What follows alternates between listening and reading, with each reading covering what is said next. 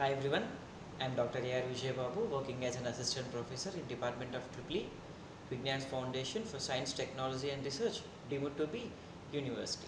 We are dealing with the first unit of SPVT2, that is design aspects of solar cells. In the previous class, we have gone through what is the working of a solar cell, what are the equivalent circuit model of a solar cell. Then we have also gone through different parameters of a solar cell, that is open circuit voltage, short circuit current, fill factor, maximum power and cell efficiency. And we have also gone through what are the different upper limits of solar cell parameters. We have seen that the upper limit for short circuit current is 46 milliampere per centimeter square if it is made of silicon, as well as the upper limit for the open circuit voltage is 1.12 volts theoretically, and practically it will be around 0.85 volts, and the upper limit for the fill factor is 0.8 or close to it, as well as the upper limit for the efficiency is 31% if the solar cell is made of gallium arsenic, which is having a band gap of 1.45 electron volts, or in case of a silicon the efficiency is 28% at a band gap of 1.12 electron volts. And we have also gone through different losses in solar cells. We have gone through the fundamental losses as well as the technological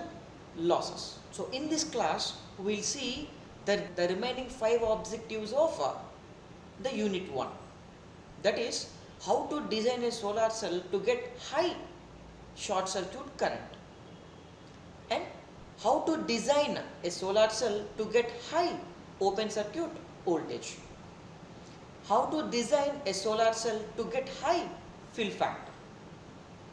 Then we will see what is a solar simulator, by means of which we will measure the IV characteristics of a solar cell. And finally we are going to see the quantum efficiency of a solar cell. So the design of a solar cell. As we already know that not every photon in reality striking the solar cell result in one electron. We know that whenever sunlight strikes the solar cell, then electron hole pairs will be created and they got separated, and then they will be transmitted to the external circuit for getting the required work done to produce the electrical energy. Now for every photon which is hitting the solar cell, one electron hole pair have to be created. So one photon which is hitting the solar cell will be equivalent to one electron hole pair generation. But not every photon in reality which is striking the solar cell will result in an electron. Of all the incident photons, some of the photons lost due to reflection, some of the photons lost due to transmission, and some of the photons lost due to recombination. And thereby, of all the photons which are hitting the solar cell, some of the photons will go by reflection, some of the photons will lost by transmission, and some of the photons will lost by recombination. So what is the basic objectives of a good design for a solar cell?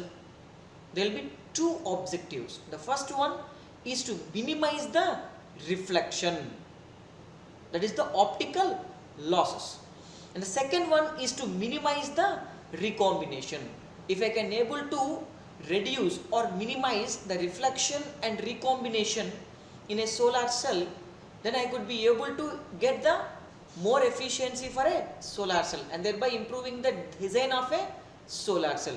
A good solar cell design means it should have minimum reflection and it should have minimum recombination, and thereby the losses due to reflection and recombination can be avoided.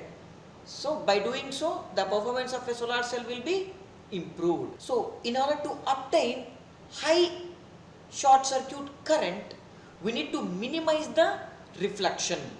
If I reduce the reflection, automatically I can increase the short circuit current. by increasing the number of photons hitting the solar cell, creating more number of electron hole pairs. So there are many ways to reduce optical losses in a solar cell. The first one is by using an anti-reflective coating, in short ARC, on the top surface of the cell. And the second way is the reflection can be reduced by surface texturing. And the third one is the optical path length in the solar cell may be increased by a combination of surface texturing and light trapping. So altogether there are three technologies or three fabrication technologies that can be used in order to reduce the reflection, so that to improve the short circuit current of a solar cell. What are those? The first one is by placing the anti-reflective coating, the second one is by surface texturing, and the third one is light trapping. These are the three different schemes which are used in the solar cell design in order to improve the short circuit current by minimizing the reflection. Let us see what is called an interference. So what is an interference? So when two waves meet in such a way that their crusts line up together, then it's called a constructive interference. The resulting wave has a higher amplitude. What do you mean by this? So wave interface. Let's take wave 1 and wave 2. Wave 1 is a red color one and wave 2 is a blue color one. So when these two waves are joined together or superimposed on each other, wave 1 plus wave 2, what happens? When the crust of wave 1 falls on the crust of wave 2, then the amplitude will get amplified and you will get a bigger version of a wave which is called a constructive interference. For example, the wave 1 has an amplitude of A1 and wave 2 has an amplitude of A2. Then the combination of wave 1 and wave 2's amplitude will be A1 plus A2 in case of a constructive interference. There is one more type of interference called destructive interference. So in destructive interference, the crust of one wave meets the trough of the another wave, and this results in a lower total amplitude of a combined wave. So how it will be? You have seen wave 1 a red color one and wave 2 a blue color one. You can see it now. When they both overlapped with each other or combined with each other, what happens? The crust of the red wave is mixing with the trough of the wave 2. So what happens? The A1, the wave 1 having the amplitude of plus A1 and wave 2 is having an amplitude of minus A1. When they both added with each other, what happens? Wave 1 plus A1, wave 2 minus A1. Therefore, plus A1 minus A1 will be 0. And thereby, the resulting wave will have a very, very low or 0 total amplitude, which is called a destructive interference. This physical principle, we are going to use it in our first topic called anti-reflective coating, ARC. We will place this anti-reflective coating in between the air and N side. The top layer of a solar cell is N side, and we are placing this anti-reflective coating on top of the N side and in between air and N side. So the anti-reflective coating increases the solar cell performance by reducing the amount of reflected photons. This anti-reflective coating consists of a thin layer of dielectric material with a specially chosen thickness, so that the wave which is reflected from the anti-reflective coating top surface to be out of phase with the wave reflected from the semiconductor surface. That is, we need to choose the thickness of the ARC D1 in such a way that the wave which is reflected from the air and ARC interface will be in out of phase, that is 180 degrees angle with the wave which is getting reflected from the ARC and the N-side semiconductor interface. Therefore, these two out of phase reflected waves destructively interface with one another, resulting in zero net reflected energy. You can see it here in the figure. When there is no anti-reflective coating, what happens? Both whenever the sunlight is coming and hitting the surface, for example, assume that the thickness is not properly adjusted, or on the other hand, if there is no ARC, then what happens? Whenever the photon is hitting the surface, this wave will be reflected back, and some of the photons will be reflected from the surface, and rest of the photons will transmit into the N side, and at the surface of the N side again they will get reflected. Now these two waves will constructively interface with each other. That is, the crest of the wave which is reflected at the air and ARC interface, and the crest of the wave which is reflected at the ARC and the N side interface will meet with each other, so that the amplitude will be increased, and thereby the reflection is maximum in this case. While on the other hand, you can see it here, when the D1, that is the thickness of the ARC, is adjusted properly, then the wave which is reflecting at the air and ARC interface and the wave which is reflecting at the ARC and the N side interface will destructively interface with each other, resulting in zero net reflected energy due to destructive interference. So what is a refractive index? The refractive index is nothing but it's the ratio of velocity of light in the vacuum to the velocity of the light in the material. The refractive index is the ratio of the velocity of light in the vacuum to the velocity of light in the material. So here in the diagram, N0 is the refractive index of air, which is generally equivalent to 1. N1 is the refractive index of anti-reflective coating, ARC, and N2 is the refractive index of N-type semiconductor.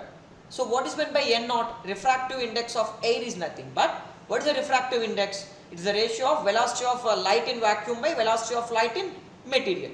Velocity of light in vacuum by velocity of the light in air, both are equal, that is velocity of light, and thereby it will be 1. Therefore the refractive index of air is 1. On the other hand, what is the refractive index of anti-reflective coating, which is given by the ratio of velocity of light in the vacuum to the velocity of light in the ARC material.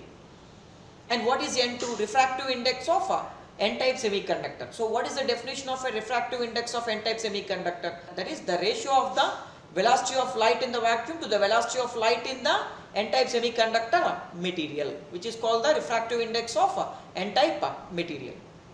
And D1 is the thickness of the ARC, right? And we can see that the refractive index of the N-type material will be higher than that of the refractive index of the anti-refractive coating, and it is also greater than the refractive index of the air. That is, N2 is greater than N1, which is also greater than N0. So in order to obtain the destructive interference, the thickness of the anti-refractive coating, that is D1, and the refractive index N1 of the anti-refractive coating material should be properly chosen.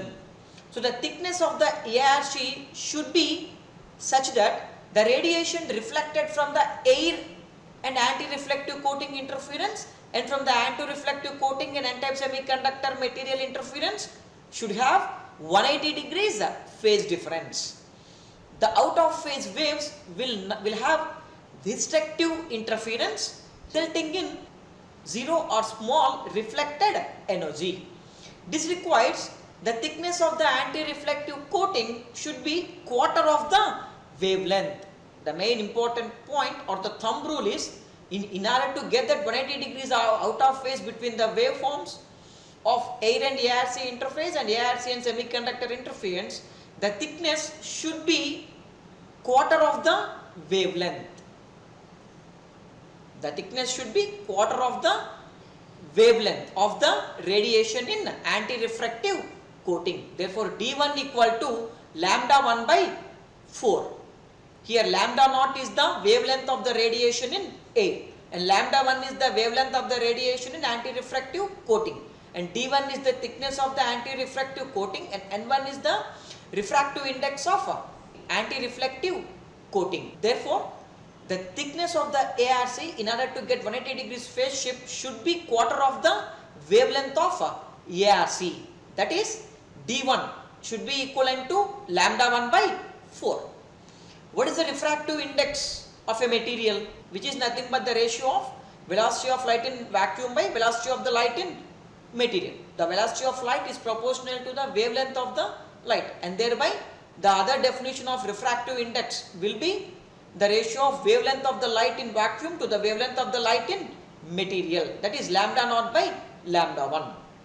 Therefore, the refractive index of ARC material N1 will be lambda naught by lambda 1. Right, and from this equation, what is lambda 1? Lambda 1 is equivalent to lambda naught by N1. And what is the thickness we require? Lambda 1 by 4. Therefore, d1 equal to lambda 1 by 4. And lambda 1 is nothing but lambda naught by N1 from the above equation. And therefore, we substitute lambda naught by N1 in place of lambda 1. Then we will get lambda naught by N1 by 4. Therefore, the thickness of the ARC should be lambda naught by 4 and 1. So, in order to get 180 degrees of phase difference between the two waves which are reflecting at ARC interface and ARC and semiconductor interface should be lambda 1 by 4, which is equivalent to lambda naught by 4 and 1. It should be noted that the anti-refractive coating chosen from the above equation will give minimum reflection only at a certain wavelength called lambda naught. Right? Only at a wavelength called lambda naught we are getting a minimal reflection. But in a spectrum, we have wavelengths ranging from 0.3 to 3.5 electron volts. So, for the other wavelengths of spectrum, the destructive interference will not be met. Right? Hence, the thickness of the ARC layer should be chosen in such a way that the reflection is minimum at the wavelength where solar radiation intensity is maximum. That is, if you can see in the spectrum, right, the wavelength is maximum in the range of 500 nanometers to 600 nanometers. Therefore, from the spectrum we can observe that the intensity of the solar radiation is maximum in the range of wavelengths 500 nanometers and 600 nanometers, and thereby we need to choose a wavelength in between these two wavelengths where we will get the peak intensity for calculation of the thickness of the anti-refractive coating. Right? So, the minimum reflection is given by the formula R minimum equal to N1 square minus N0 N2 divided by N1 square plus N0 N2 whole squared, where N1 is the refractive index of ARC material, N0 is the refractive index of air, and N2 is the refractive index of the N-type semiconductor material. That is, the R minimum will be 0 if the following condition is met. So, when R minimum is going to be 0? When N1 square equal to N0 N2, that is N1 equal to square root of N0 N2. Refractive index of the ARC material should be the geometric mean of refractive index of air and refractive index of N-type semiconductor. That is N1 equal to square root of N0 N2. For example, if the refractive index of air is 1 and the refractive index of silicon is 3.8, then what should be the refractive index of the ARC material? It should be the geometric mean of the refractive index of air and refractive index of silicon, that is square root of 1 into 3.8, which will come out to be 1.95. I have to use an anti-refractive coating material which is having a refractive index of 1.95 in order to get a 180 degrees phase shift between air and ARC interface refracted waveform and ARC and N-type semiconductor interface reflected waveform, so that they both will be destructively interfere and thereby the reflection will be minimum or 0. So what are the different ARC materials used?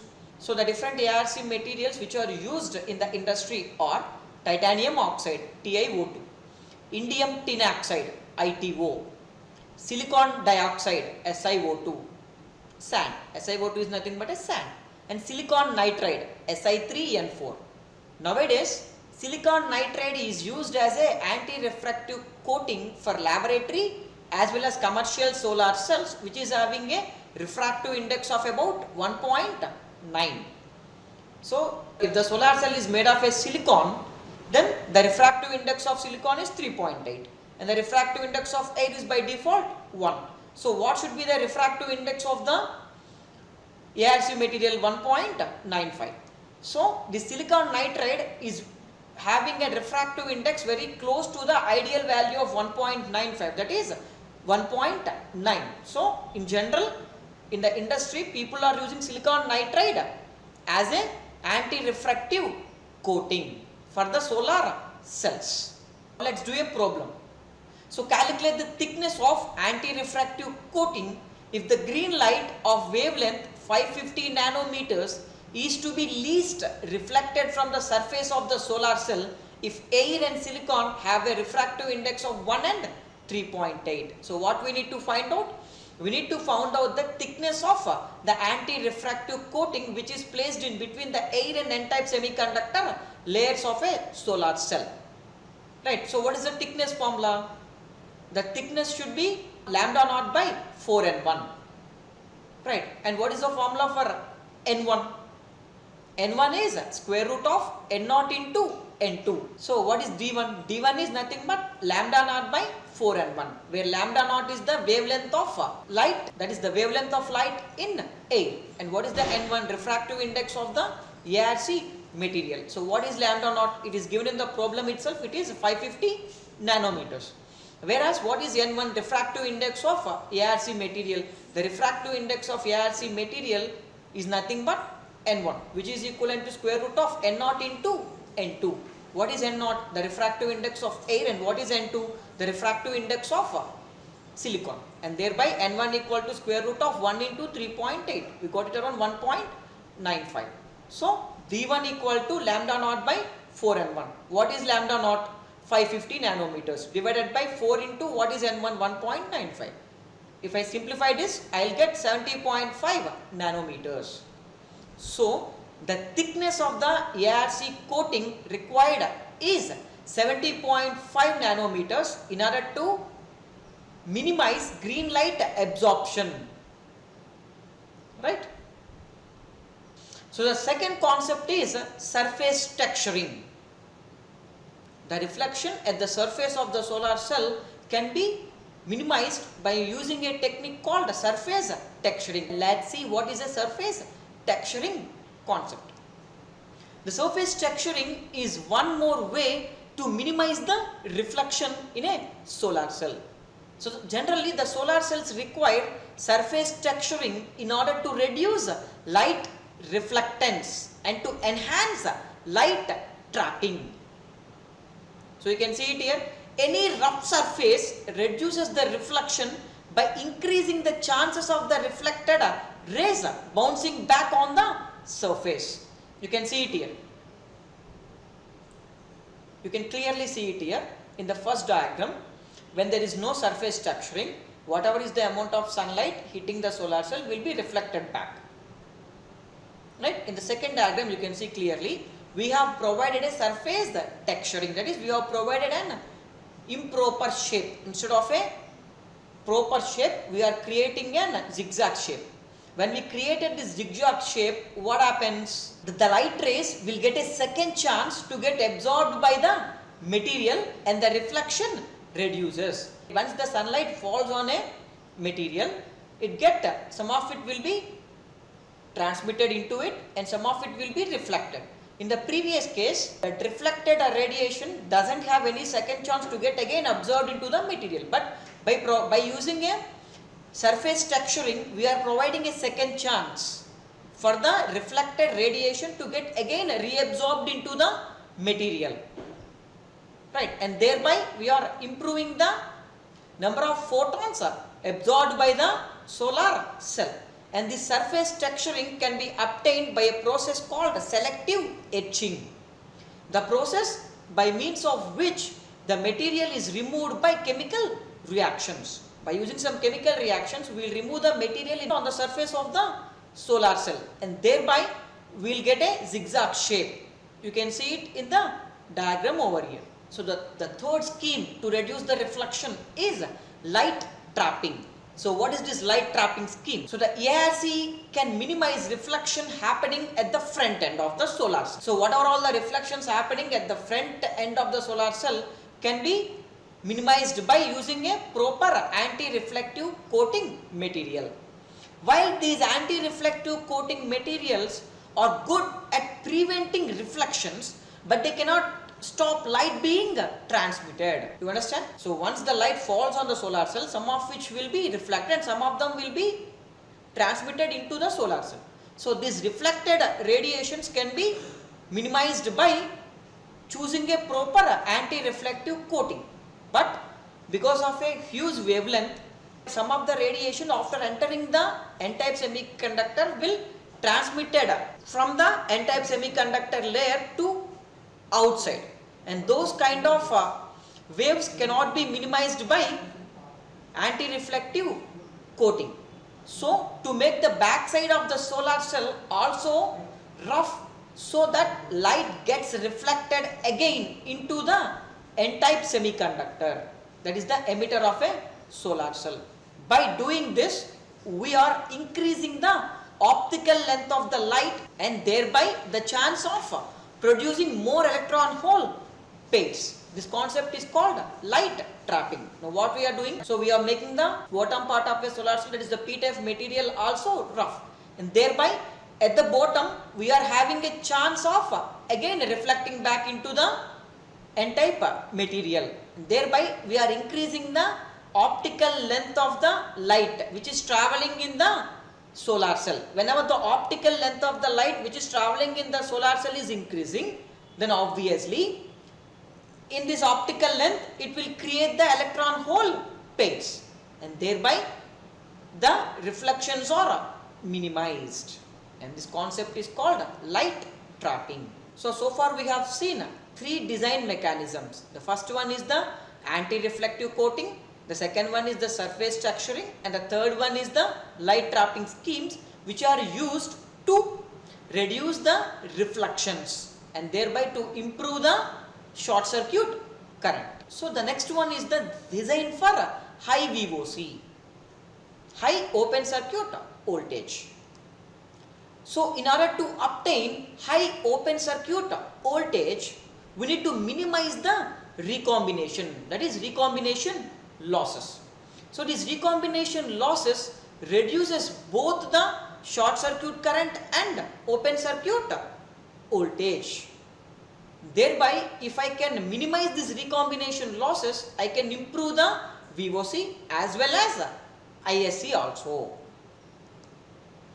The recombination is frequently classified according to the region of the cell in which it occurs. That is, if it occurs at the surface, at the top surface, we will call it as a surface recombinations.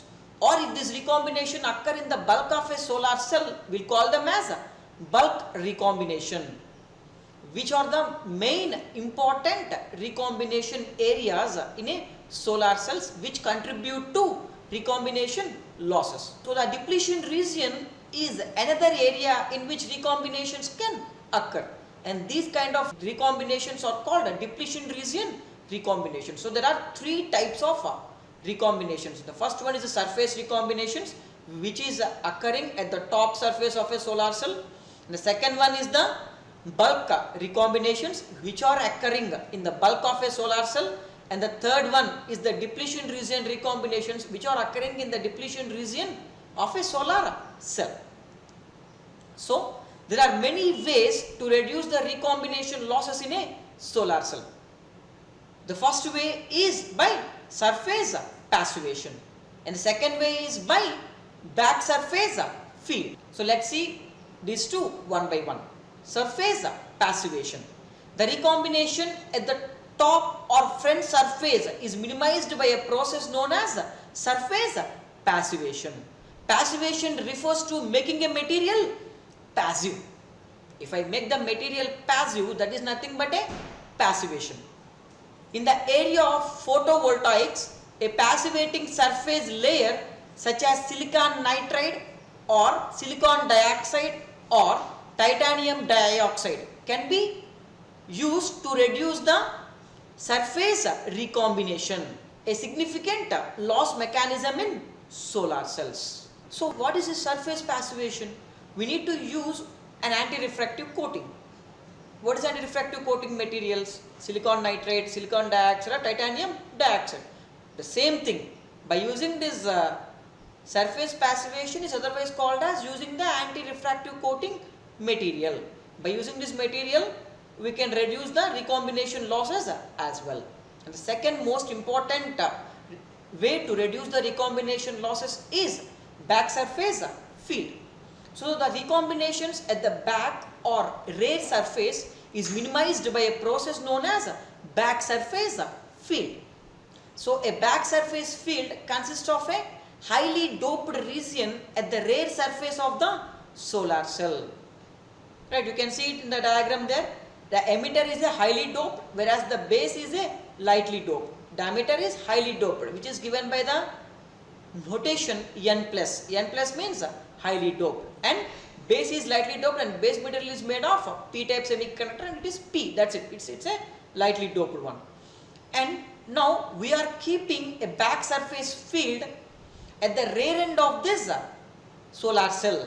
That is below the p-type semiconductor, which is lightly doped.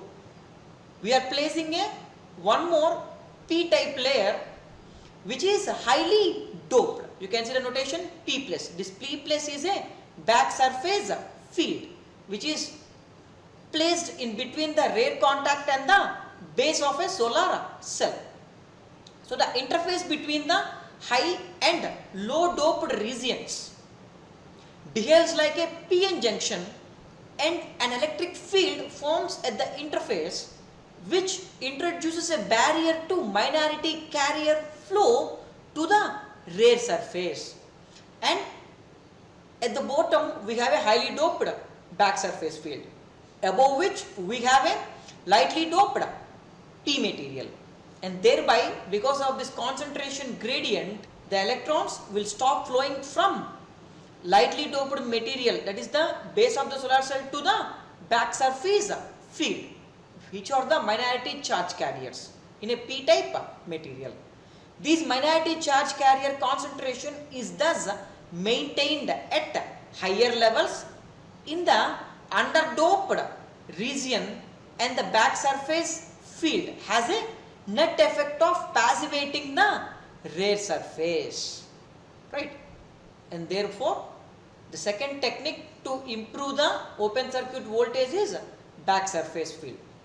And so far we have discussed two techniques to improve the open circuit voltage in a solar cell. The first one is a surface passivation, which is similar to that of an anti-refractive coating, and the second one is a back surface field. Now the third concept is design for high fill factor. So in order to obtain high fill factor, what we have to do, we need to optimize the parasitic resistances, that is the shunt resistance and series resistance. You can see it here. Shunt resistance, series resistance will have a losses, will account to some amount of losses in a solar cell during operation. So we need to optimize these two parasitic resistances. What is the ideal values of these resistances? The ideal value of shunt resistance should be infinite or as high as possible.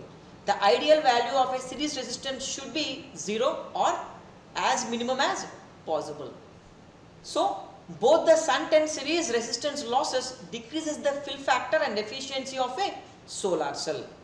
So a detrimentally low shunt resistance is a processing defect rather than a design parameter.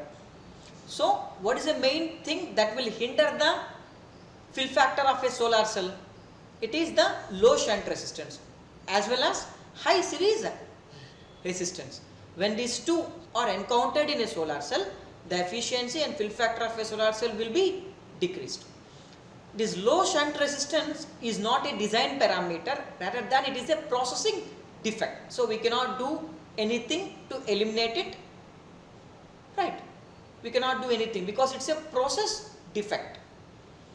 However, the series resistance controlled by the top contact design and base resistance needs to be carefully designed for each type and size of the solar cell structure in order to optimize solar cell efficiency.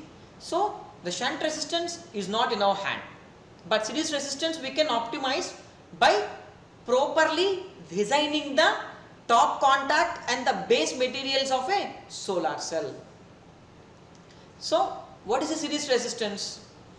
The series resistance of a solar cell is the sum of the base resistance, that is the p-type material resistance, and the top contact resistance. What is the resistance of a top contact? At the top contact we have fingers and bus bars.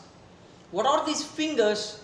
The metallic top contacts are necessary to collect current generated by the solar cells, right? So the bus bars are connected directly to the external leads, that is the external circuit, while fingers are finer areas of metallization which collect current for delivery to the bus bar. That is, you can see it here, it's simple, like this bus bar is a main road and these fingers are the crossroads. From the crossroads the current will be collected by the fingers, and after collecting current from the crossroads it will then supply to the main bus bar or to the main road, and from there it will go to the external circuit. Therefore we can reduce the value of this series resistance as low as possible, and for doing so we should properly design this finger and bus bar resistances, which are called the top contact resistances. Therefore the top contact resistance is the sum of finger resistance and bus bar resistance. So finally the series resistance is the sum of base resistance plus finger resistance plus bus bar resistance. By properly choosing these resistances we could able to reduce the series resistance of a solar cell, and thereby we could improve the fill factor and efficiency of a solar cell. So the effect of shunt resistance on PV cell performance, you can see it here in the graph. You can see a blue color one which is a IV curve of a solar cell for some particular series resistance, say 0.2. Now if I reduce the series resistance to 0.1, now the curve will shift upwards and becomes a red curve, thereby improving the performance of a solar cell. On the other hand, if by some problem the series resistance of the solar cell got increased to 0.3, then the curve shifts downwards to green curve, thereby improving the efficiency and fill factor of a solar cell. Therefore a high series resistance is a threat to the solar cell performance. Therefore the solar cell, in order to operate at high efficiency and high fill factor, the series resistance should be as low as possible. Ideally it should be 0, right? So the fill factor is equivalent to FF0 into 1 minus RSC. What is small RSC? Normalized series resistance, which is a ratio of series resistance to the characteristic resistance of a solar cell. What is the characteristic resistance of a solar cell? It is the ratio of VOC by ISC of a solar cell. Therefore you can see it here, when RSC is 0, then what is the fill factor? Fill factor is equivalent to FF0, that is the fill factor when there is no parasitic resistances in the solar cell. If RSC is increased, what happens? The fill factor is decreased. If RSC is decreased, what happens? The fill factor is increased. So what is the effect of shunt resistance on the PV cell performance? As you can see it here, the blue color curve is an initial curve. Now which is having a shunt resistance of say 200 ohms. Now by somehow if I increase the shunt resistance to 300 ohms or 400 ohms, the curve shifts upwards and become a red color curve. That is, the performance of a solar cell is improved. That is, the fill factor and efficiencies of a solar cell got increased. On the other hand, if the shunt resistance value got reduced to 100 ohms from 200 ohms, then what happens? The curve shifts downwards.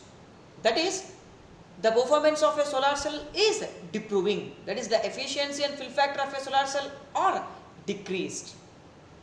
And you can see the equation of a solar cell, that is FF is equal to FF naught into 1 minus 1 by RSH. The shunt resistance of a solar cell should be as high as possible in order to get the maximum efficiency of a solar cell and maximum fill factor.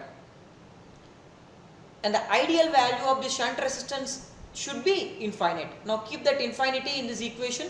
FF is equal to FF naught into 1 minus 1 by infinity. 1 by infinity will be 0. Therefore, FF is equal to FF naught. Therefore, the fill factor will be maximum when RSH is infinite. It is not possible to have infinite RSH. Therefore, the RSH should be as high as possible in order to get a higher fill factor.